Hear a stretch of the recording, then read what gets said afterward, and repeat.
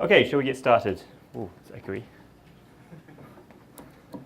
Everybody hear me okay? Okay, so welcome to the first exercise for these advanced lectures on real-world data analysis. So this one's on pattern recognition, which you've had 2 lectures on over the past couple of weeks. So my name's David Wong. I'm a designated assistant professor with the leading program. And today, myself and Usui Tomotaka sensei will be running this tutorial. We also have Dr. Clippingdale with us today, who you all know has been kindly giving us lectures over the last couple of weeks. So if you have any questions in general, as well as about the tutorial today, he'll be here the whole time, so you can go and talk to him at any point. Okay. So first of all, you will need to go and download the data which we're going to use for today's exercise. So if you head along to this link, you can download a zip file which includes all the data you need. It's also, maybe we'll write it on the board as well in a little bit. For those of you who are borrowing laptops, you will need the following login details, and you'll have to boot into Windows, because only Windows has MATLAB installed. Okay?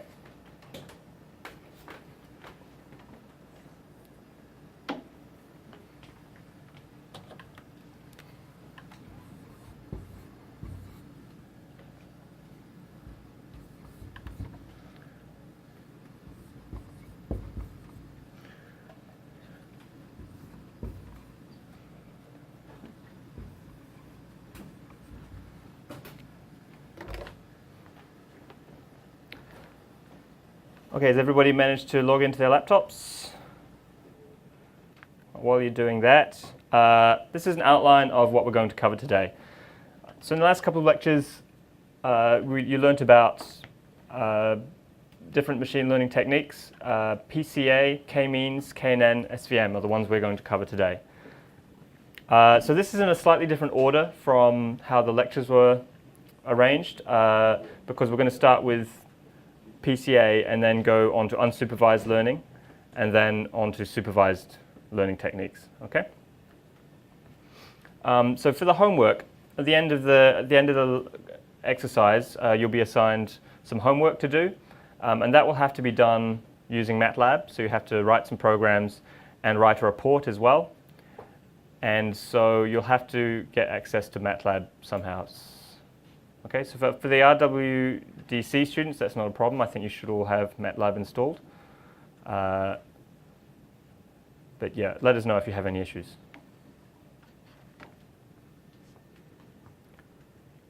Okay, let's see. How many people have downloaded the data successfully so far? 1, 2? Okay, I'm going to give you a little while to download the data then, because we can't really do much without it.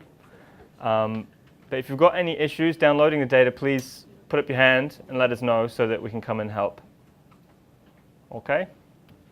While you're doing that, I'll just talk a little bit about this data set, the MNIST data set. So this is a data set of images which contain handwritten characters. This was arranged by someone who's very, very famous in the machine learning field, LeCun, who is one of the head engineers at Facebook. I think he's still there, perhaps? Yeah. So he's been responsible for a lot of very instrumental work in this field. So this data set contains 60,000 training samples and 10,000 testing samples. 60,000 training samples, they all have labels naturally, so handwritten digits like this, and they also have data labels with them to say what they should be. I mean, it's quite easy for us to see what they should be because we know how to read digits, but for computers it can be quite difficult to recognize because there's so many irregularities. The digits only run from 0 to 9, so only single digits. And they're all in grayscale. So how are we doing with the data download? Show of hands, who's actually got the data so far?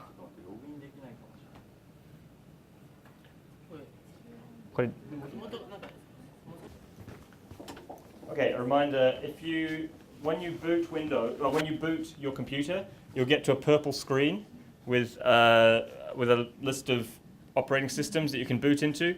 You have to hit the arrow keys on your keyboard to navigate down to Windows. By default, it will go into Linux, which doesn't have MATLAB installed, so you have to boot into Windows first, okay? Okay, does anybody still need this? Okay, I'll move on then.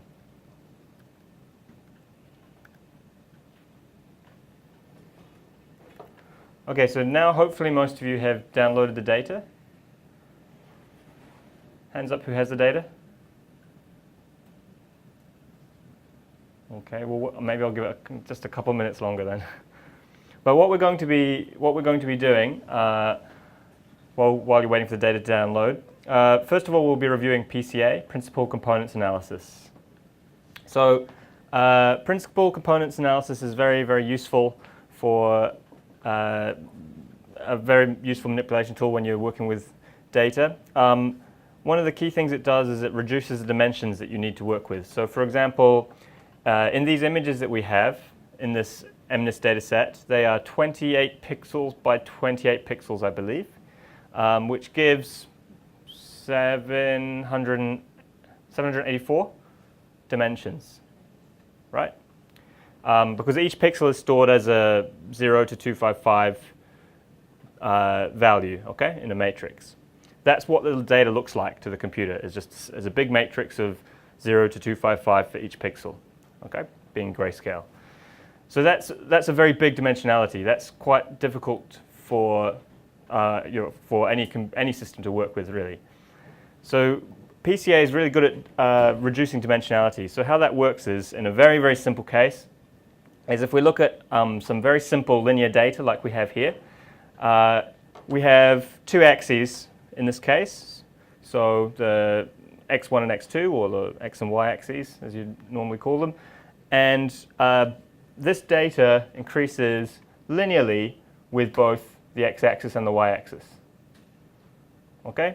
But if we rotate the x and y-axis so that it's aligned with this increase in the data, then actually we end up with only one axis which shows any change. Okay? Because all of this can be all of this sort of noise, if you like, in the data can be boiled down into the mean along this axis. And as we move along this axis, we get the greatest change in the data along that axis. Okay? So we've taken our two dimensions and we've now created really just one dimension of interest. So that's what PCA does. It moves the axes of the data so that you can reduce your dimensions. You can just look at the axes where the data actually changes. Okay? So as we'll see in the exercise, some of the important things you need for PCA is calculating eigenvalues, eigenvectors, the mean of the data, the average image in our case.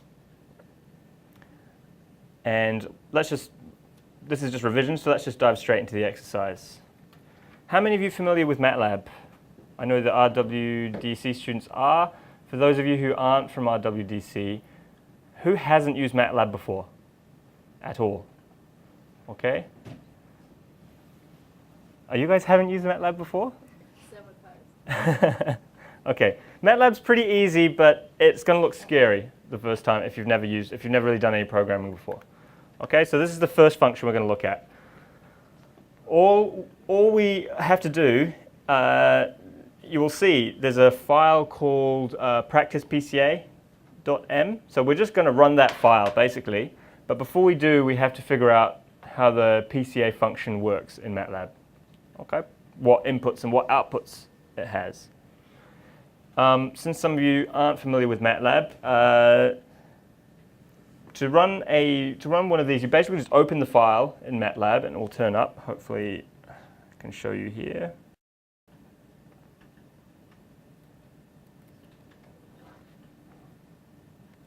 So you should have opened MATLAB and it looks like this, right? And then if you can use this this area here to navigate to where your M files. So your M files are just like a piece of code which has a function or several functions inside that you can run, and then MATLAB will run it for you. So in this case, we want to go to pattern recognition materials and the first one, PCA. I'm going to make this a little bit bigger for you. How do I do that?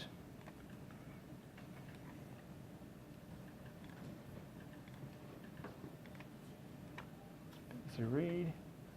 Okay. Okay, so the first one, practice PCA. Now, if you double click on that, it will open up a little window which allows you to edit this before you run it. Okay? So, the first stuff is pretty straightforward. We just clear up all the memory, make sure that there's nothing left over from whatever has been run previously. You'll see in the data that you downloaded there is a MNIST folder. That's what contains all the images and the labels for the data which we're going to use. So we add the path to that data. That's all done for you already. And then we load the images themselves all together. So, oh, sorry.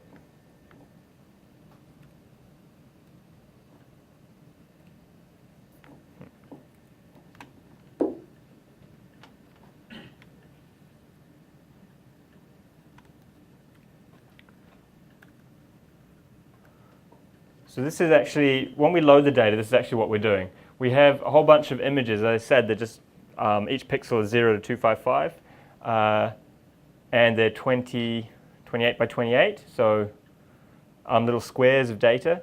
And because we want to put them all in one big matrix, this one called I, we flatten each of these images into a column and then just line up all the columns into this one big matrix. Then we've got one big set of data which we can work on.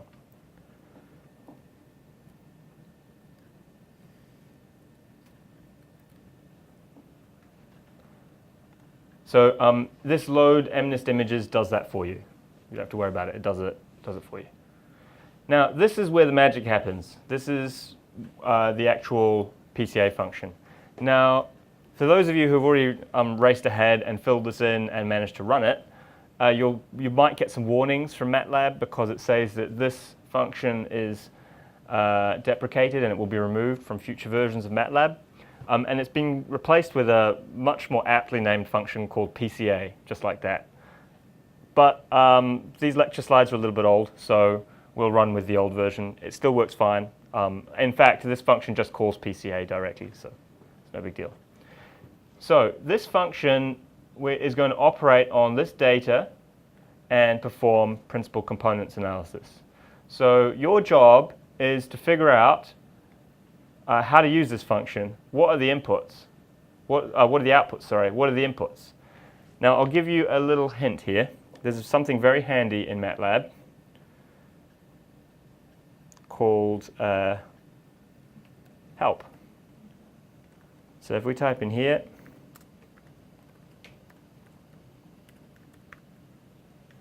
help and our function name, look at that. It gives you a whole bunch of information about it and how to use it. And it's also it's also telling us about how it's going to be removed. So here we get a list of the inputs and outputs. Now, they don't really tell you very much about what these are, right? Coefficient, score, latent, t-square. You can probably kind of guess what these are. But because you don't really know what they are, I think the next best thing to do is to head along to your browser and look up on the MATLAB page. Hang on, it's coming over here. Excuse me for a moment. Head along to MathWorks and look through the documentation. Just type PringComp up here in this search bar, and it will give you a whole bunch more information about what all these things are. Okay.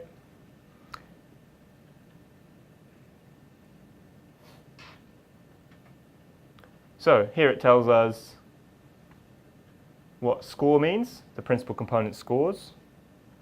So that tells you for each principal component that it calculates how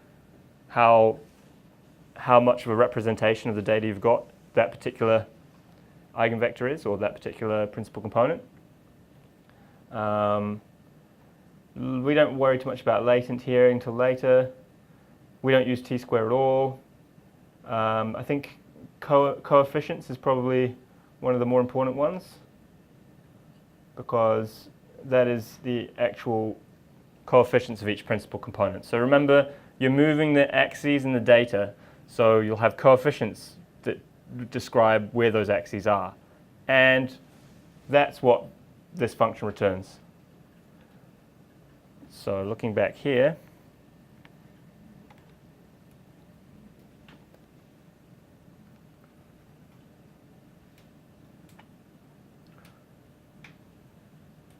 so yeah, for this function which describes a principal component, you have the mean of the data, which is easy enough to calculate, as you can see it's done here, plus the coefficient and the score, product of the coefficient and the score. For those of you who are still a bit stuck on this, which wouldn't be surprising because principal components are quite difficult to understand, the easiest way to learn them really is to use them and apply them. But if you head back to the lecture materials, which have also been included in the data that you downloaded, then and revise them, hopefully you'll be able to get a bit of a better understanding how they work.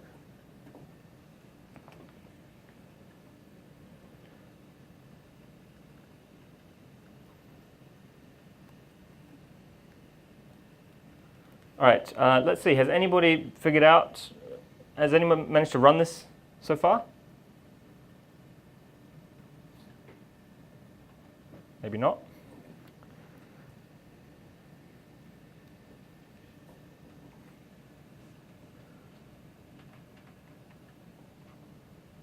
Okay.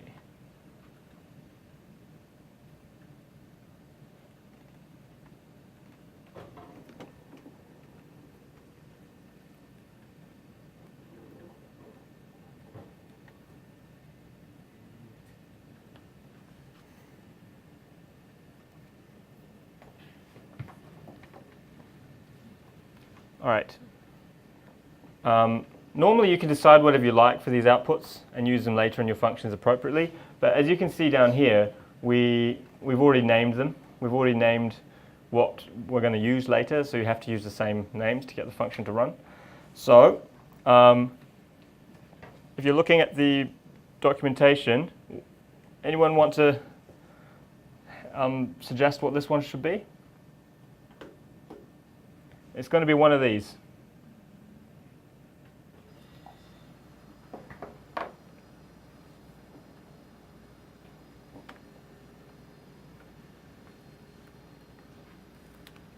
This one perhaps?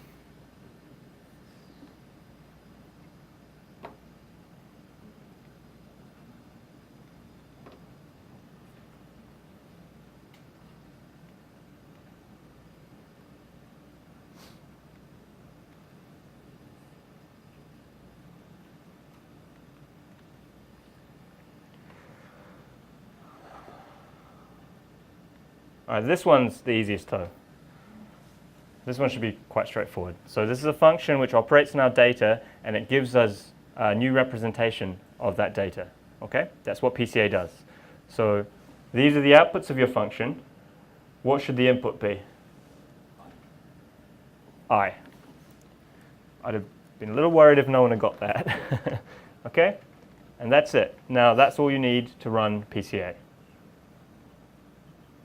So if you've managed to do that, and you want to know how to run this, first of all we save it, and we can just click this button here, Run.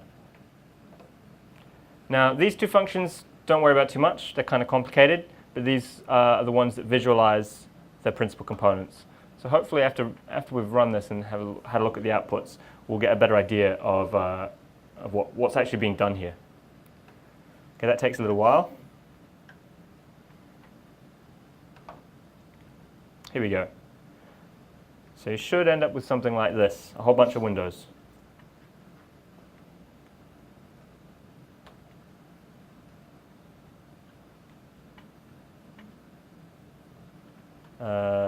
That's figure 2, figure 1.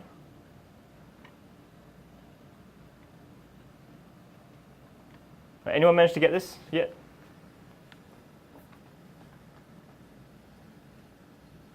Okay, I'll come around and have a look. Okay, so it looks like most of you have got something moving anyway, so that's good. Let's have a look at these figures and what they represent. So figure 1, the first one that should have popped up, displays the mean image and 10 principal components in our data. So the mean image is, we take all of this, however many 100 or 1,000 handwritten images that we have, and we add them all together and divide them by the number we had. Simple mean image. And so the average image looks like this. And this is just displaying the first 10 principal components. So the most, the first 10 principal components which most describe the data. Okay, and you saw there's a reconstruct function in there as well. If you're interested, you should go in and have a look at how the reconstruct function works. It takes you've taken the principal components, you've split the data into the principal components. The reconstruct takes those and reconstructs the image from the data which you did PCA on, or the result of the PCA. So it's kind of like a compression, because you've reduced the dimensionality using these principal components. Then you've reconstructed out of your PCA into what should be the same as the original. And as you can see, it pretty much is. It's slightly different. You lose a little bit of edge information, but they're still very recognizable. Okay?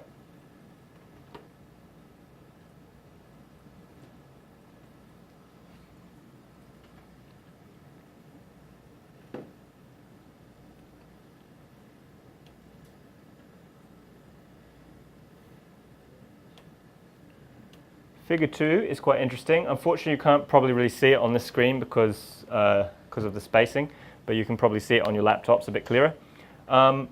Figure 2 shows the change of a principal component along an axis. So remember, we looked at how it works if you rotate your axes to match where the data changes most.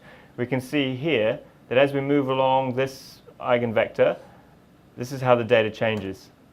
So the first principal component analysis is looking at things that look like a 1, and it's moving along into things that look like a 0.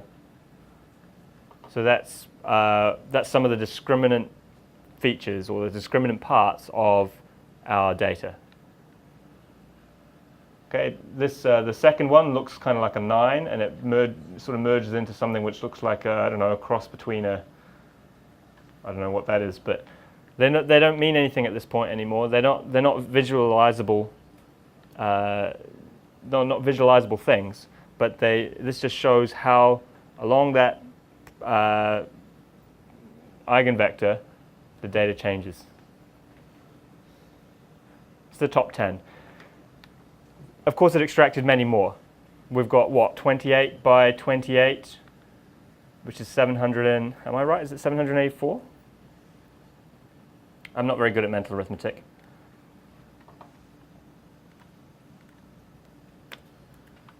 $784. 784 potential, 784 dimensions. So you can extract plenty of principal components from that.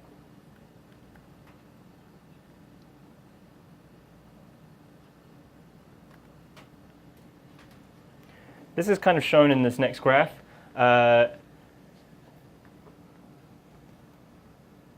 In the previous, we didn't really talk about this because it kind of gets a little bit complicated, but in here, we also use this thing called the rate. So this decides like how many of if you extract 780 principal components, this decides how many of them you use for reconstructing the data, because if you use all of them, it doesn't really make any sense, right? You're just using all of the information again. There was no point in doing PCA in the first place. So those images we saw use 85% of the extracted principal components, okay? And as you can see, so 784 is over here somewhere. If we used all of them, then we would end up with a contribution rate of 100, obviously. But if we use 85, we're at about 57 principal components, okay? So 57 principal components out of 784 gave you what is very recognizable in the reconstruction. Does that make sense? So if we go back a slide, out of a dimensionality of 784, we took 50-something principal components, 85%, and we end up with something which is very, very recognizable as the original. Okay?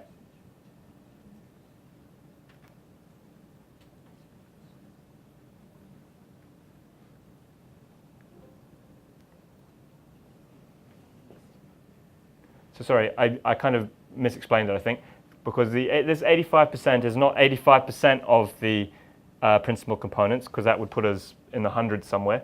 This is the contribution rate, so the number of principal components which contribute to 85% of the information. So 57 principal components give you 85% of the information of the original, out of 780 something. So as you can see, you don't need that many principal components to reconstruct fairly high dimensionality in data. Okay? All right, has everybody managed to get PCA running? I mean, what do we got on the clock? In the interest of time, we better march on. But if you're interested, there's plenty more stuff to look at within, for example, the reconstruct functions. The reconstruct functions will take you down this rabbit hole, and you can learn all about how to resize data and put it in a form which it can be operated on. So in a big matrix form to calculate averages and so on. Okay? MATLAB is largely about just operating on matrices. That's one of the biggest things it does, is just performing operations on data in the form of matrices. So we change our images into matrices, we cut them up to make them into bigger matrices so that we can operate on them, do some functions on them, and then do this reconstruct step again to bring them back to something we can visualize. This is a pretty common workflow for MATLAB or any image processing pipeline. Okay.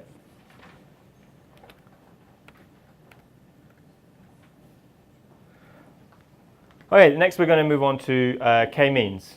So k-means is a form of unsupervised learning. Does everyone remember what unsupervised learning means? So it means that we're going to do some kind of classification on our data without having any, for example, training data. So in this example, we have digits from 0 to 9. We know there are 10 different classifications here between 0 and 9, but we don't know how exactly to split them up. Okay, we just have all the data in random order, and we have to try and take each one and put it in either the 0 bin or the 1 bin or the 2 bin or whatever. Okay, we don't have any training data. We can't pre-train a model. So supervised learning is where we have lots of data where it's already labeled. It's already, you have all the handwritten zeros labeled with a digital tag of 0, so we can train. But this, we don't have any of that.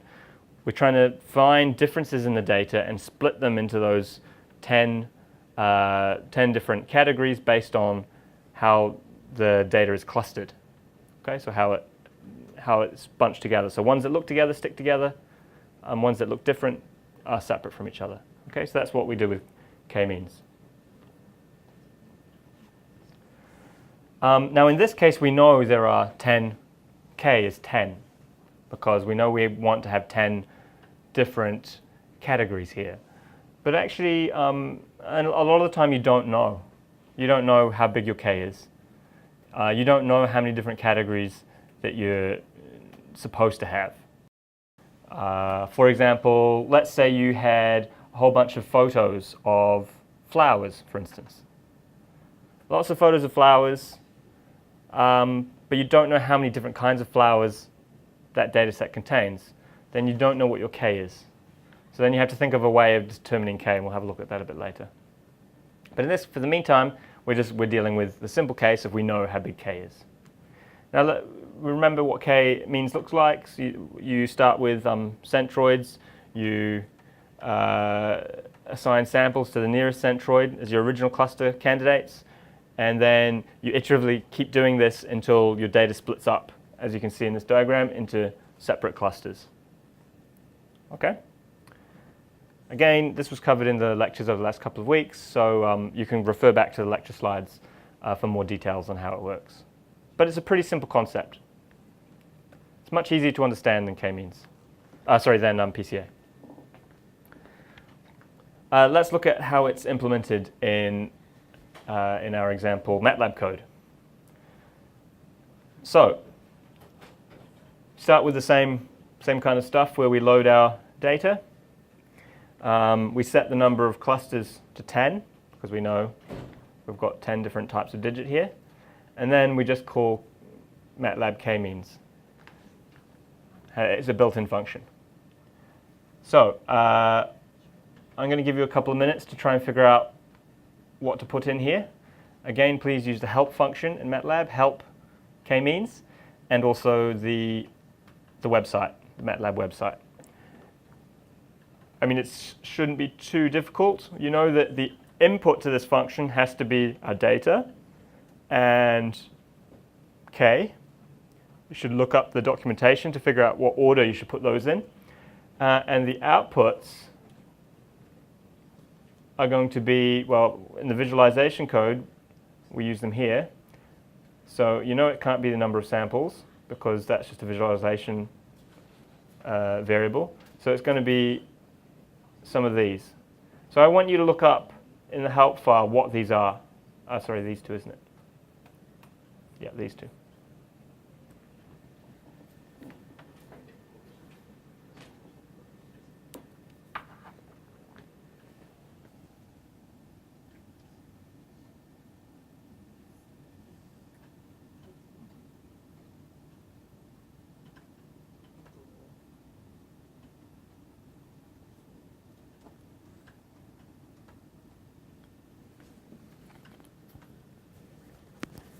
So this is the manual page for k-means. Now the k-means, the output of the k-means, you will have probably figured out by now, is this IDX and C. So you can head along to this page and it will describe to you. There's a Japanese version as well, so that might be easier for you to read, for some of you. Describes what all of these are. So as you can see, the IDX is the, how do they describe this? The cluster indices, and C shows where the centroids are located within the data. Okay? And we need to use C because when we visualize, as you should have managed to get something displayed by now, I think, we display the cluster centers. We display where the result of the k-means clustering and what was the center of each of those clusters.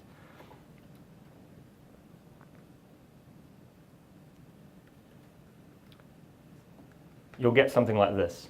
It'll probably be a little bit different because the centroids are randomly seeded.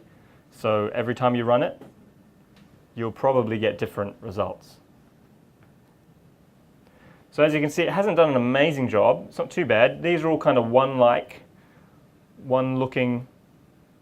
These are either 3 or 5. Like 3 and 5 are quite, as you can imagine, are fairly similar in shape. 7 and 4 as well. So this is the centroid.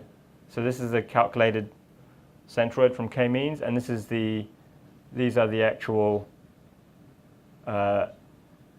samples within that cluster. Okay.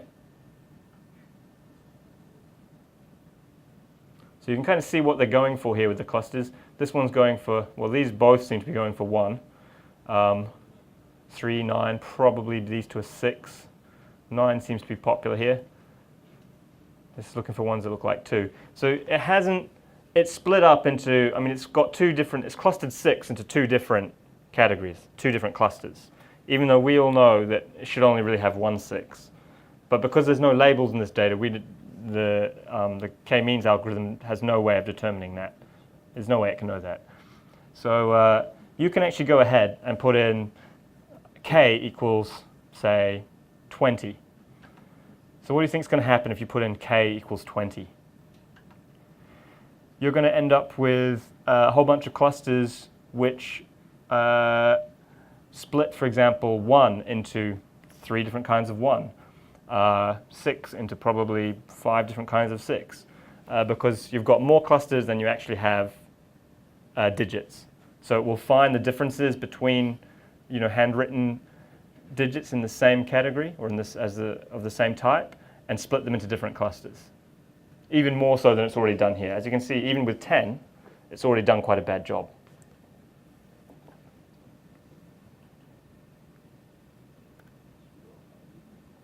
So I mentioned earlier that we know what k should be for this particular case. But what if we don't know what k should be? What if we've got that database of, I don't know, plant photos or flower photos, and we don't know how many flowers are in this database? Then we try and find k by looking for this elbow area in the data. So this is the graph of the distance, the within cluster distances. So we're trying to get our data as closely clustered as possible. So increasing k until this, if you increase k too much, this will get really, really small, but you end up with far more clusters than you actually are supposed to have. You'll overfit your data. So you've got to look for this kind of shape, this kind of position.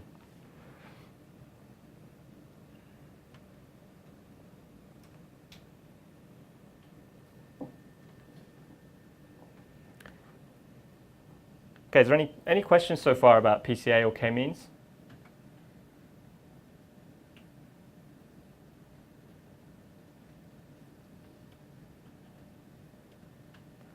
Because next we'll be moving on to supervised learning.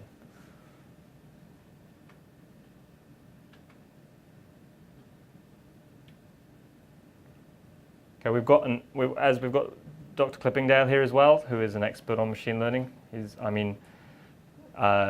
a good opportunity for you to ask any questions. There is, really basic questions are welcome, of course.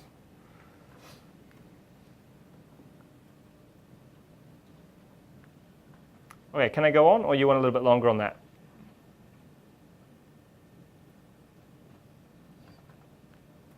Okay, I'll take that as we'll move along. Okay, so the simplest form of supervised learning, or one of the simplest forms of supervised learning, is k-nearest neighbors. So for k-nearest neighbors or any kind of supervised learning, we need data labels with all of our data. So rather than just a big basket of images, we also need a training set of data which has a label for each one of our images, saying what it is. So there's k-nearest neighbors. We take our training data, which has labels, and when we get a sample, a handwritten sample, which we don't have label data for, that we want to classify as a digit between 0 and 9, then we just look for the most similar looking one in our database and just pinch the label from that. We use the label directly. That would be k1 k-nearest neighbor. But that's not particularly accurate. You overfit very severely by doing that. So you want to average some of the cluster into certain, well, average the nearest, say, 5 or 6, 10, 20 samples within one particular category. Okay? So to do that, we need to do some training.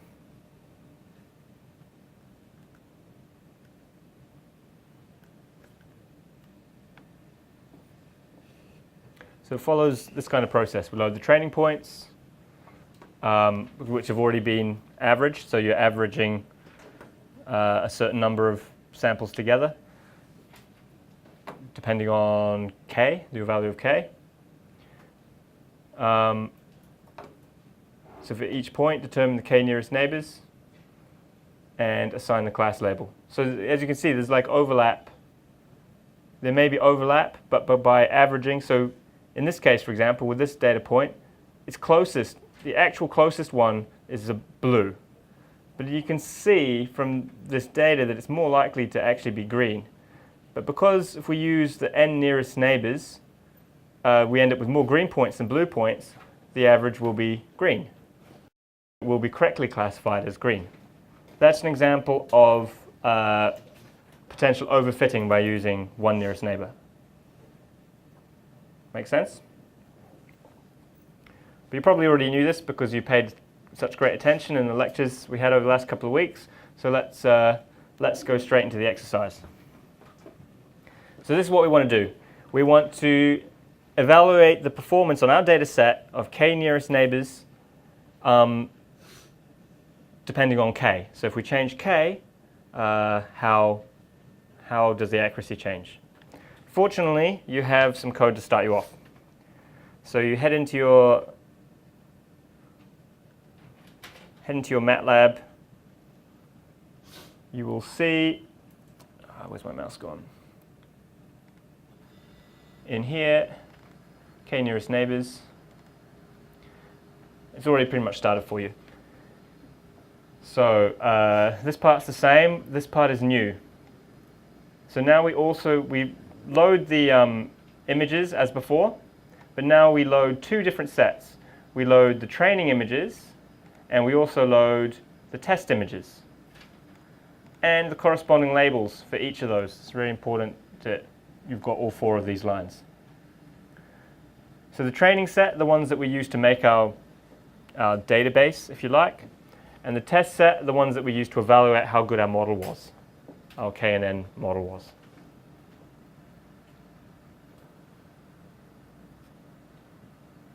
Now these are massive. If you load the whole lot, it's going to take your computer a long time to build a model.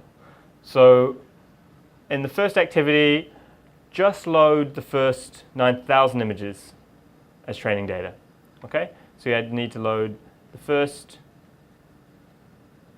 well, you can change this number to whatever you like and see how it changes the performance, but let's start off with 9,000 images to build a model. Okay? This is standard MATLAB, very standard MATLAB syntax. So if you're familiar with MATLAB, this should be really easy. If you haven't used MATLAB before, I can understand it's probably a little confusing, but if you look up any MATLAB tutorial online, this is one of the first things it will probably cover.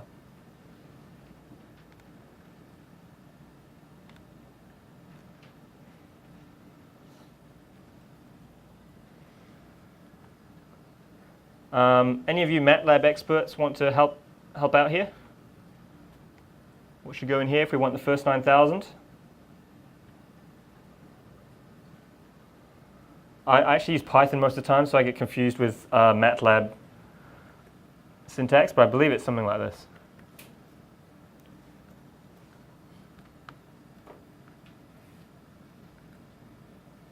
Is that correct? I honestly don't know. I'm not a MATLAB expert. As I said, I use Python. But any of you guys who've been practicing MATLAB over the last term want to help me out? I think that's correct.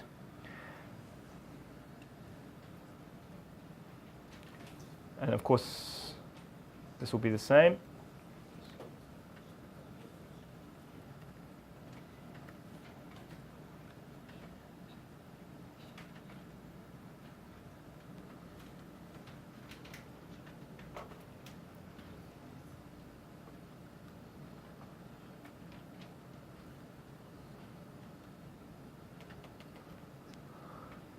before I run this and it doesn't work and it's embarrassing, has anyone actually run this yet? Got it to work? Okay, maybe not. Okay, we'll go with my assumption of what it should be. Okay, so the built-in KNN fitting system in MATLAB is called aptly fit CKNN. Again, you can use your help function or look online, which I think I brought the web page up already, to see what we're supposed to. Here it is. How it looks. So this output is the model, and this is the inputs.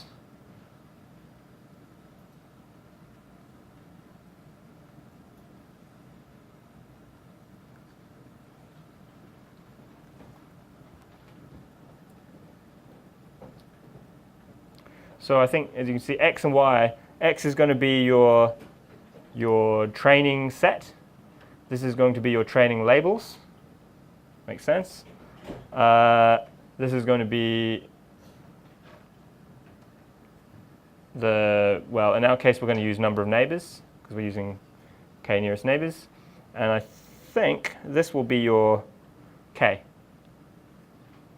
I don't think you need to worry about these. In MATLAB, a lot of these functions have optional inputs for changing different parameters, but we don't need to worry about these two.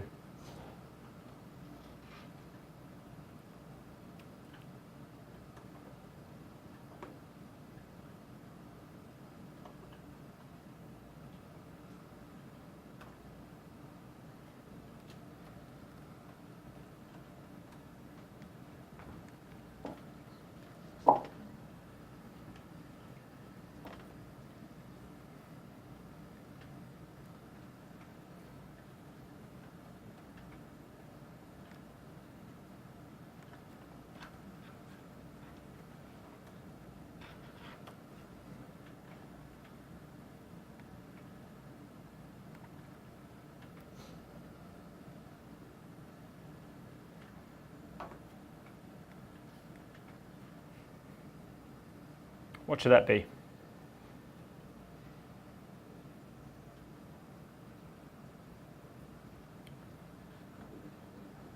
Okay, now this is actually probably a little bit of an unfortunate choice of K here, because this is different from K means K. K means K is the number of clusters, which is 10 because it's 0 to 9. But for K nearest neighbors, K is not the number of clusters. Supervised, you know how many digits there should be already. K nearest neighbors, it's the number of nearest neighbors to average over in your model. So this could be 5, 10, 15, 20, 100. It can be anything you like. It's not related to the number of categories, unlike K-means, okay? Now I've missed out a big step here. You need to also do the same for your training set. The same for your test set as you did for the training set, but with 1,000 images. So I'll quickly do that.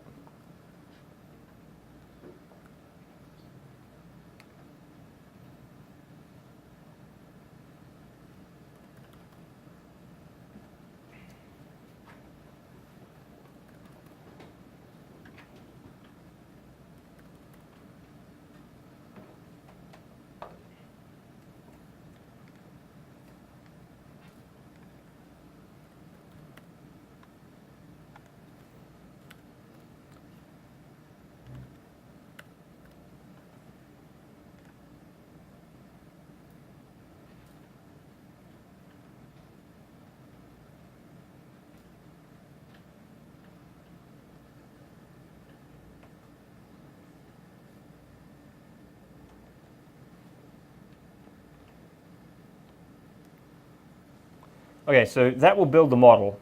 But of course, building the model is not going to help us because it's not going to allow us to visualize anything. So we have to actually run the test. We have to input the images into our model and get an output for each one. So that's what this function does, the predict function, okay? So what do we call this? We call it model. So this first input is going to be whatever you called your KNN model.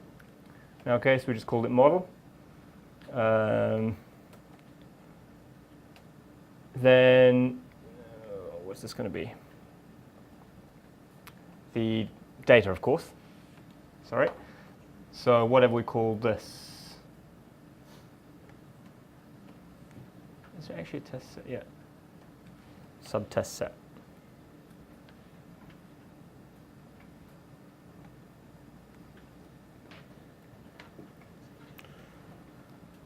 Now this, because you've got to build a model and then test, this might take a little while to run. Hopefully I did everything right. It doesn't scream at me. Well, no errors so far. Ooh, okay. 47.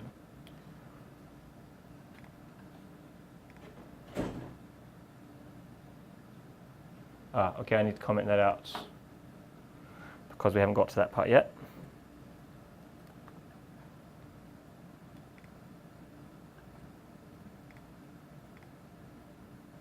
While we're waiting for that, I'll come around and see how you guys are going.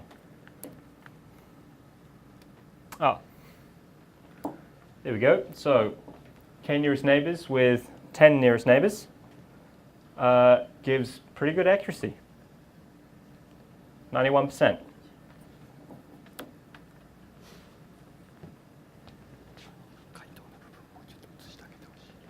ここですか？さっきのソースの、そこ、大きく上の方、後ろの方でまだねできてない子が結構いる。ここですか？そのはい。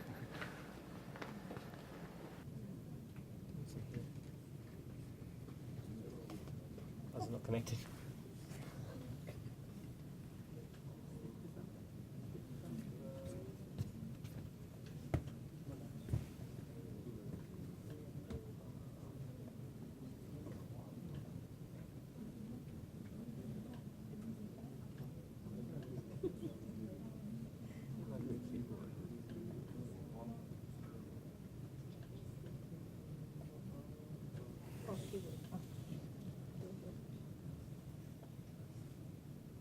Should be in here.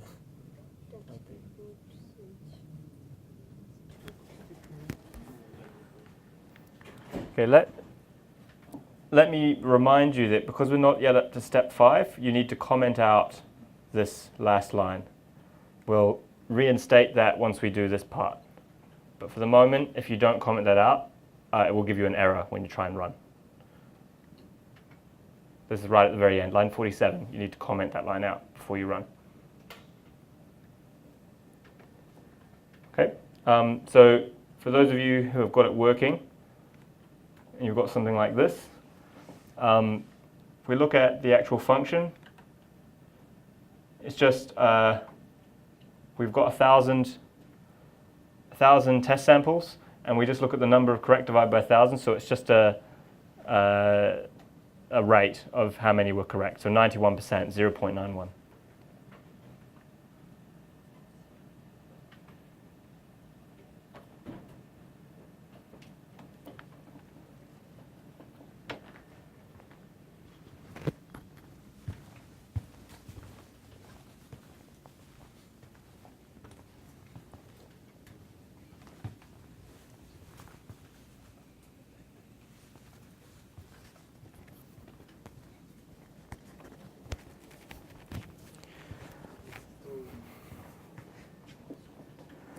Okay, so now we saw that you get a rate of about 91% correct when we use k equals 10. Now what we want to do is try different k. When we change k, when we change the number of nearest neighbors in our model, we want to investigate how it changes our accuracy. So if we go down to the bottom of this file, we'll see there's a framework being added here for you. We're going to use a for loop to loop through and change k and redo the whole thing. You need to rebuild your model with a different k as well. So this will take a little while. If you do k between 1 and 10, you'll do what you just did 10 times. So as you saw, it takes a couple of seconds each time on most of your computers. It'll take a little bit of time to rebuild each model and then do the test. So for those of you who already know how to use a for loop, I think this will be very easy. You're basically just going to put everything that we just did inside of your for loop. For those of you who have never used a for loop, it's has anybody never used a for loop here? Everyone knows what a for loop is? For loop is just a how do I describe this? It's been such a long time since I learned what a for loop is. Can't even really remember what it is. It allows you to run parts of your code several times with different variables by essentially doing exactly what as it's described, looping through. So it'll run whatever's in here once, it'll go back to the top, it'll change this value and run it again. And it will keep going until it reaches this value. So in this case, it'll run 10 times with from k equals 1 to k equals 10. So it'll go through once with k equals 1, it'll go through a second time with k equals 2, and so on and so forth until k gets to 10. And then it will stop. Okay? So let's try that.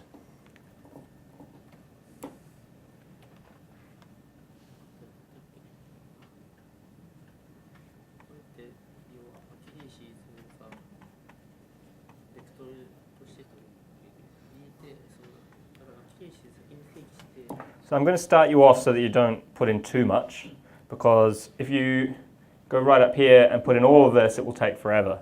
So to start with, you are going to want to start with from this part here, building the model. You've already loaded the data. You only need to load the data once. You don't have to load it 10 times every time you go through the for loop.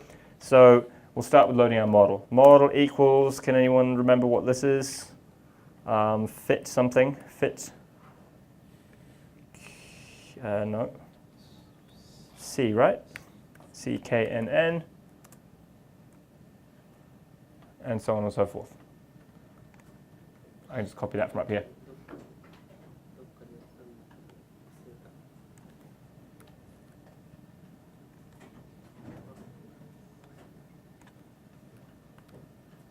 That's the first line.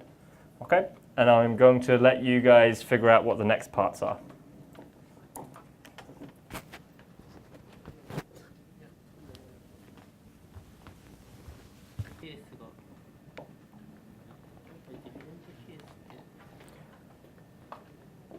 Okay, I can see some people are struggling a little bit here. It's easy enough to start up to build the model for a particular k, and then do all the rest of the predicted labels and whatnot. I think everybody's figured that out. But they're getting stuck with what to do with the accuracy, because if you just use accuracy as it was previously, it'll get overwritten each time you go around the loop. Okay, so in this case, the hint was to look at this function, the plot function, which we'll reinstate now, and you can see here this. What we want to plot is something called accuracies. So that looks like a vector of values, or an array, probably is more familiar, an array of values. Fortunately, MATLAB is super easy to use these array structures. I'll give you a hint. You're going to do a whole bunch of other stuff here first, but you're going to need to store two things in arrays. One is going to be your value of k, as you can see here, different k's, and the other one is going to be your accuracy. So I'll start you off with a different k's one.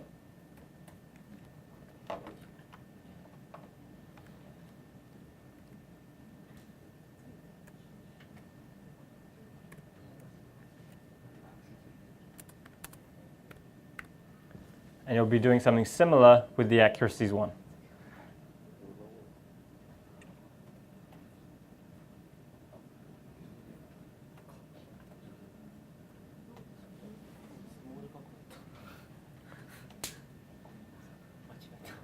And this is one place where you can be thankful that you're not using C++. It would be much, much harder. 数字が1から0から9までが大事だと思ったら選ぶから関係ないんだね。じゃあ最初何か問題かわかんないです。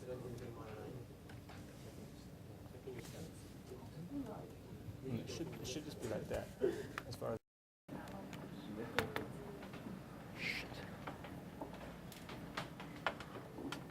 Right, how are we doing with that? Has everyone managed to print a graph yet? Something like this. So what this tells us is that one nearest neighbor actually works pretty well for this data. And it sort of only improves slightly with 3. For some reason it's terrible with 2, but it's just quirks of the actual data. What I went ahead and while we were waiting, I printed out up to k equals 100. And it looked like, what did I say? It looked like this.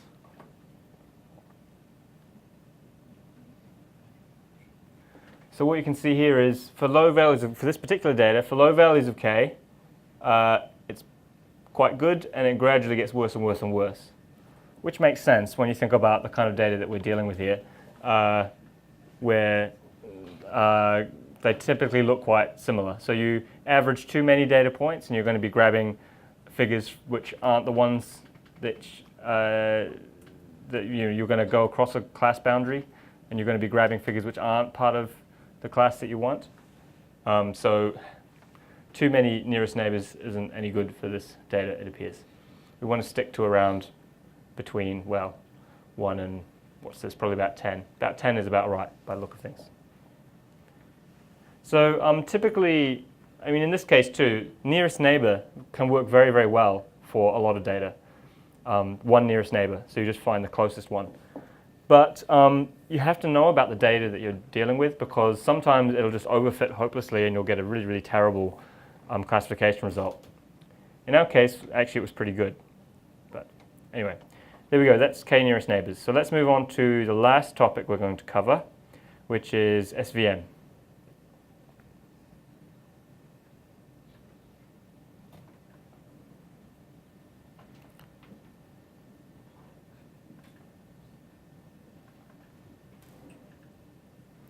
Okay, so SVM makes a lot of sense. It's as was explained in the lecture last week, I think it completely revolutionized machine learning when it came out, when it started to be adopted. Because SVMs are so effective for a lot of image-based classification. They just work excellently.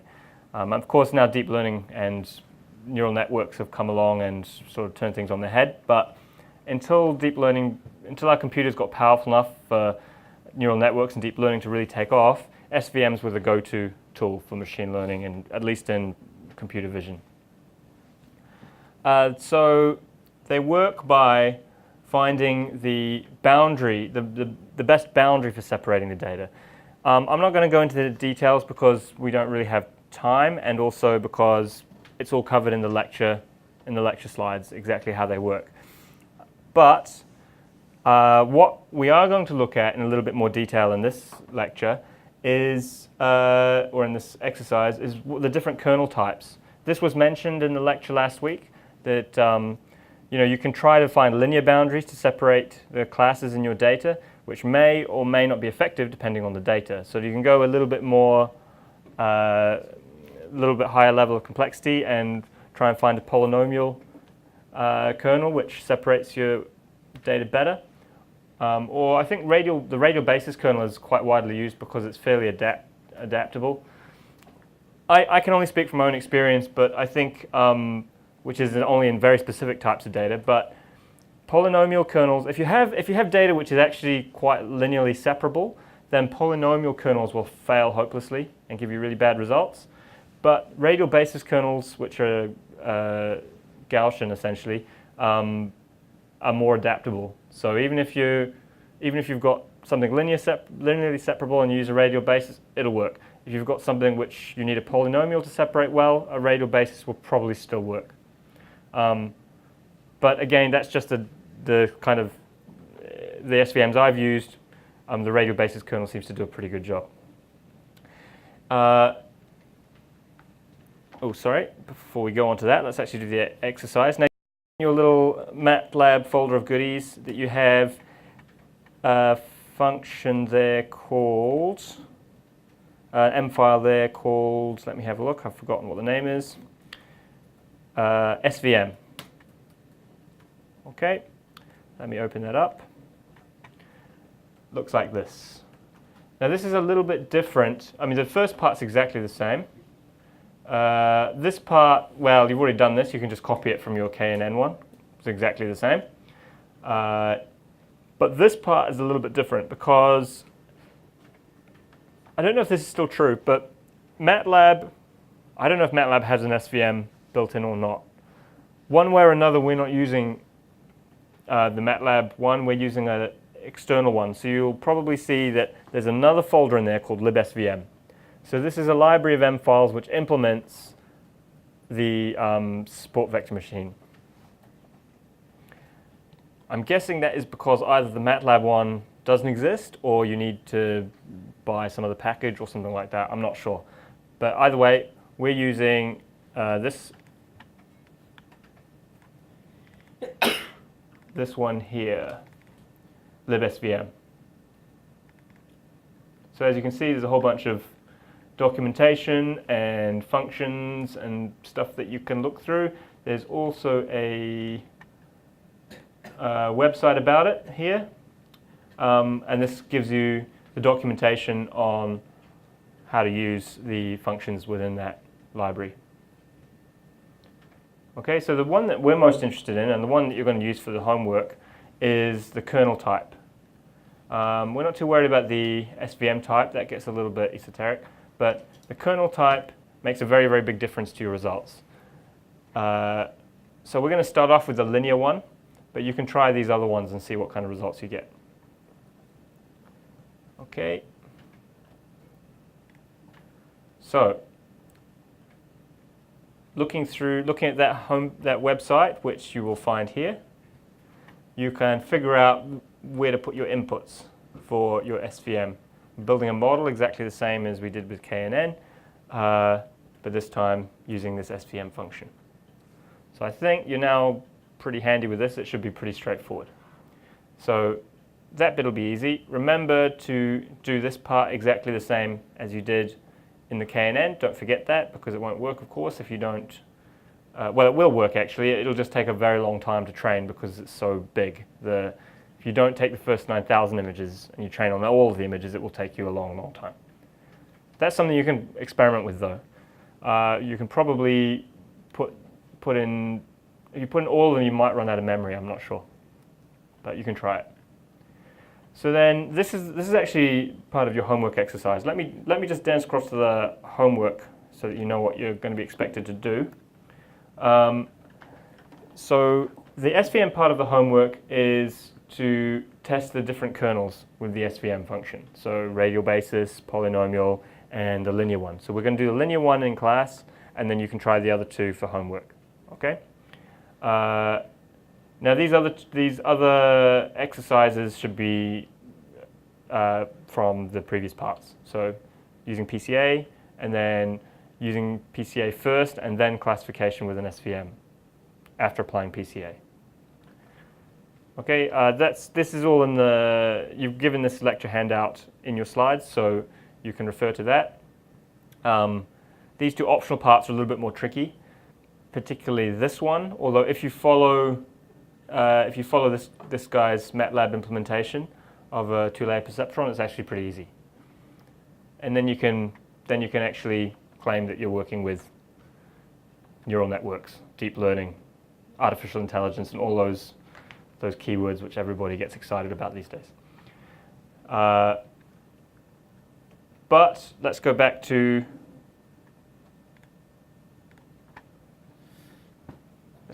our simple little M file, which just implements an SVM. Okay, so I'm going to let you guys try and figure this one out first.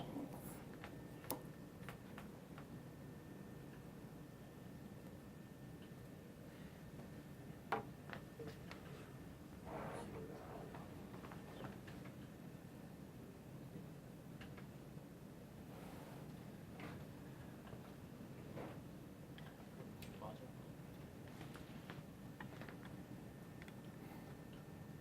응?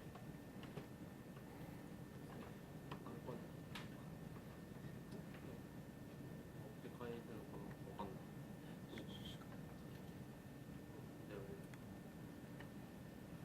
그래서 아이싱사 맞아라 보니까 그냥 막 생각했지. 같이 가서 한번 찾아보잖아.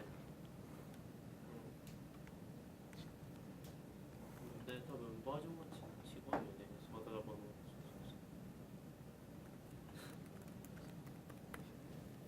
너よね。まあ、スペースもいいや。一しろ。あ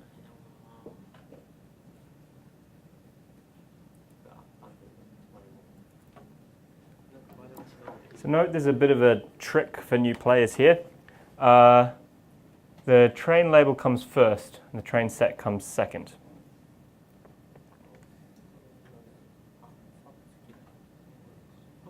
So previously with our fit CKNN MATLAB function, it was the other way around. We had to have the train set first and the label second. That's just the order of the inputs, but it's important to get that right as well. So this last text string that we input just chooses the linear kernel. That's the one you'll change for the homework activities, which you can probably do today actually if you want to.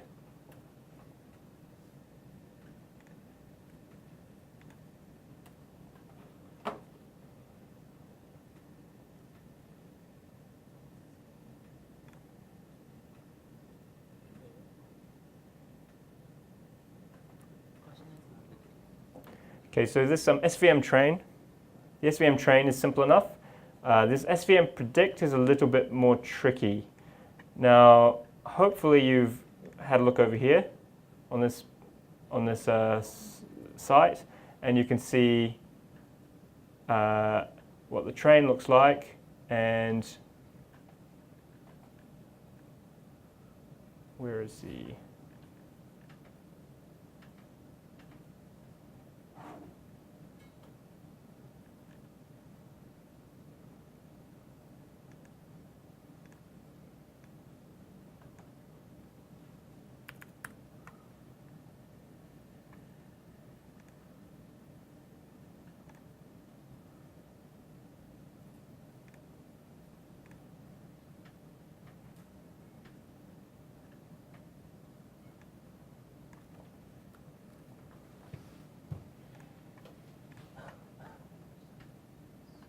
SVM predict. Here we go.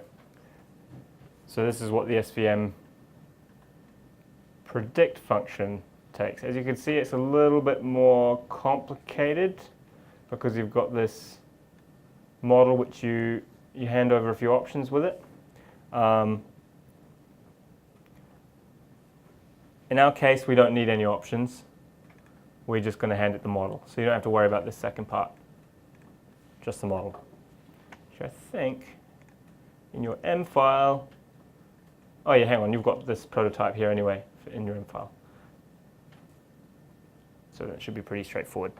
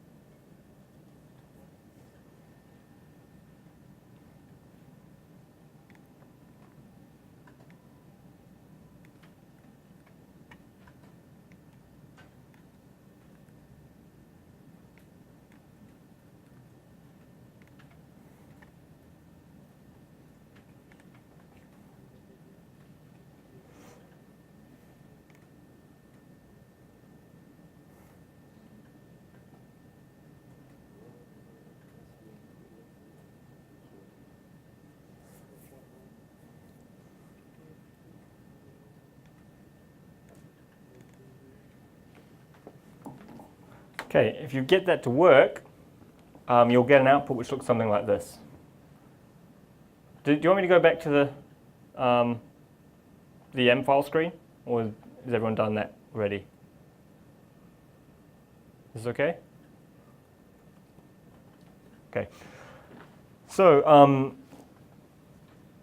this prints out a whole bunch of information, but the one we're interested in is the accuracy. So it has an accuracy of 89%. As you can see, hang on. No, it doesn't. You'll have a different accuracy from that. You'll have an accuracy of in the 90s, I think. What did everyone get? Has anyone got a result yet?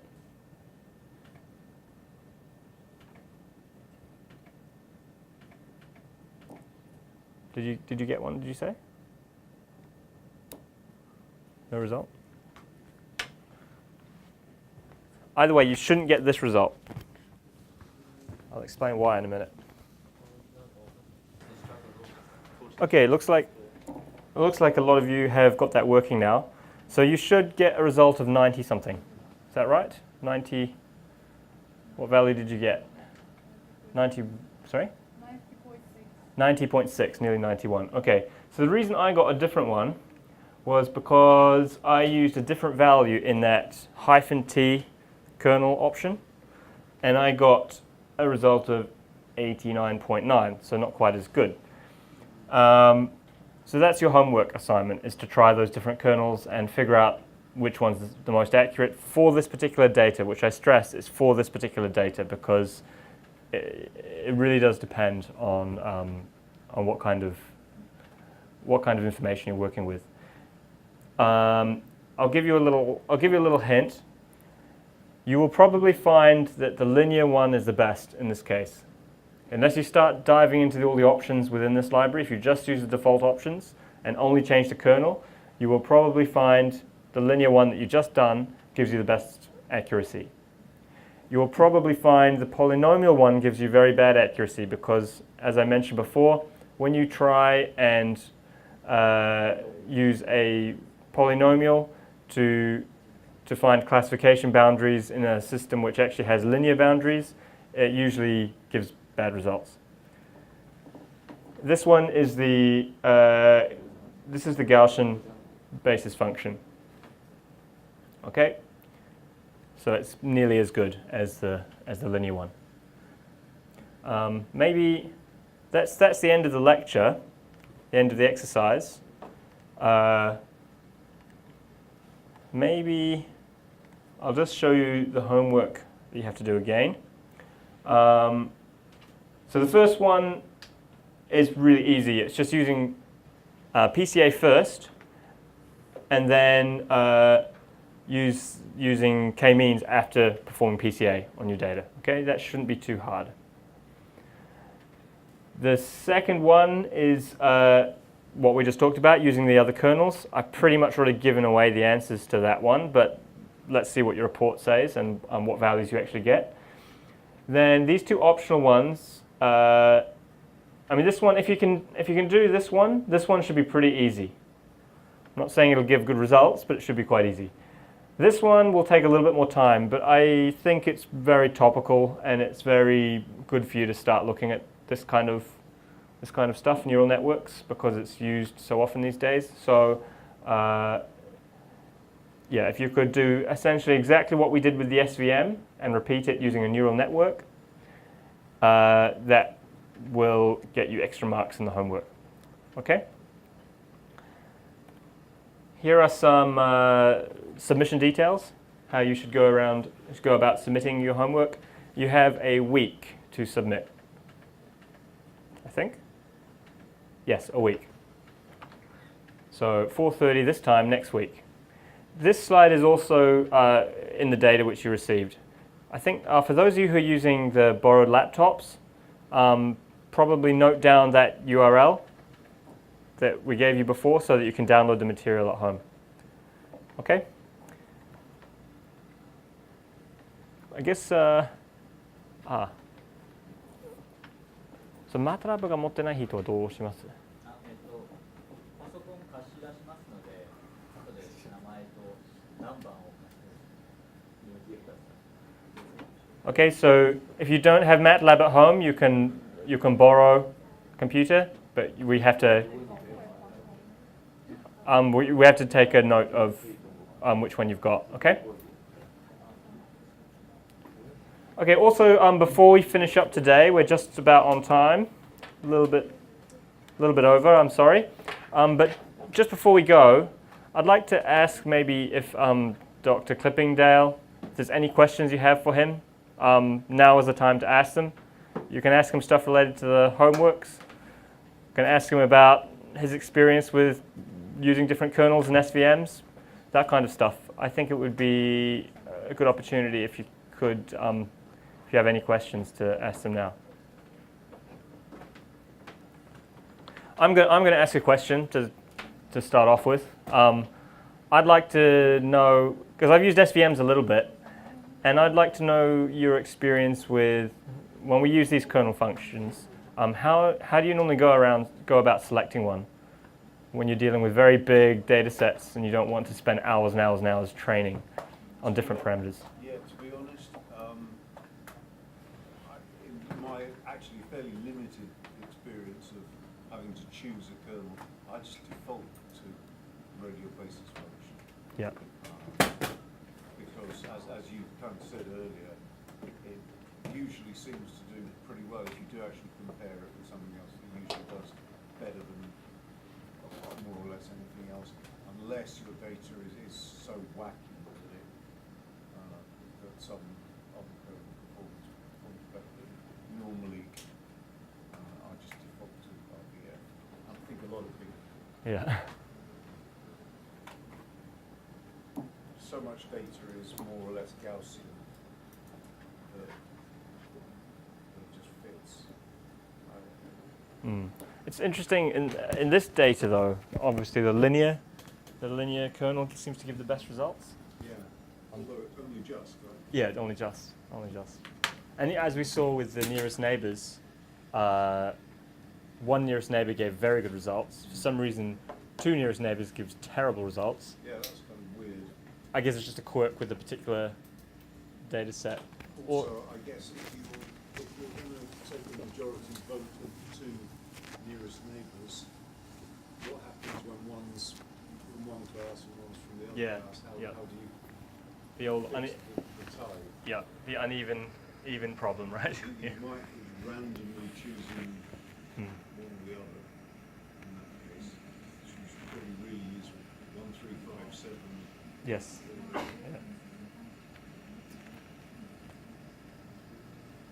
Any other questions, discussion points?